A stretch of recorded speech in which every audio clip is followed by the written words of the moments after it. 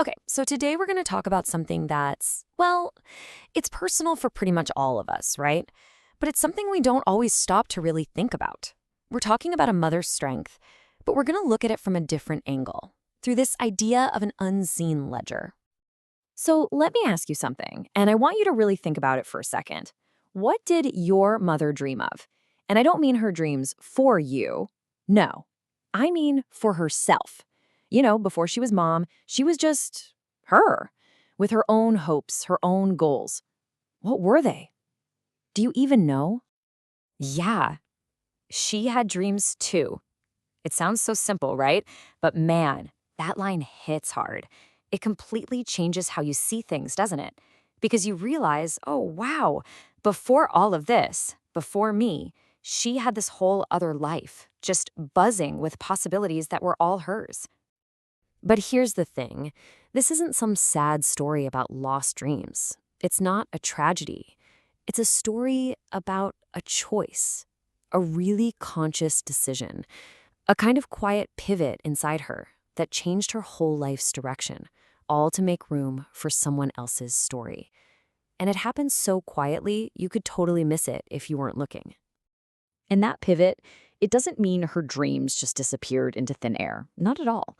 It's more like they were carefully folded. Like you'd fold a really important letter you want to keep safe. She folded them up, set them aside, and then she put your dreams right on top. It was a choice, a total reshuffling of priorities. So, what's the deal with that choice? What did that folding and placing actually cost? Because every big decision has a trade off, right? It's like a balance sheet. For every single thing you gained, well, there was an entry on her side of this invisible ledger. Let's take a look at the first one. Okay, so on one side of the ledger, you've got your success. Think about it. The graduation caps, the job offers, all the big wins.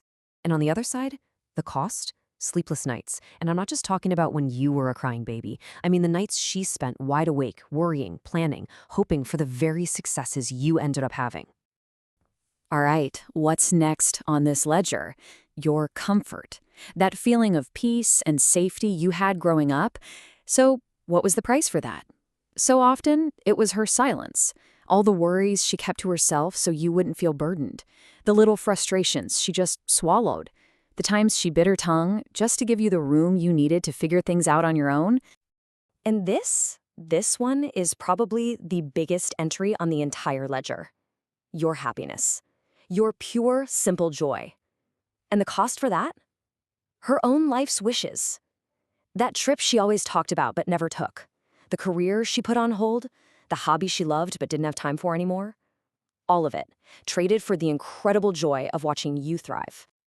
So when you look at all these entries, all these deferred dreams and hidden costs, it's really easy to think, wow, that's a story of loss, right? A story about someone who just gave up on things. But is that weakness? No, absolutely not. And that's where we get the whole story wrong. We've been reading this ledger completely backwards. See, this isn't a story about what was lost. It's a story about what was built. Because real strength, in this case, isn't about stubbornly holding on to your own dreams no matter what. A mother's strength, well, it's something else entirely. It's the incredible power to look at your own past ambitions and quietly, consciously choose someone else's future instead.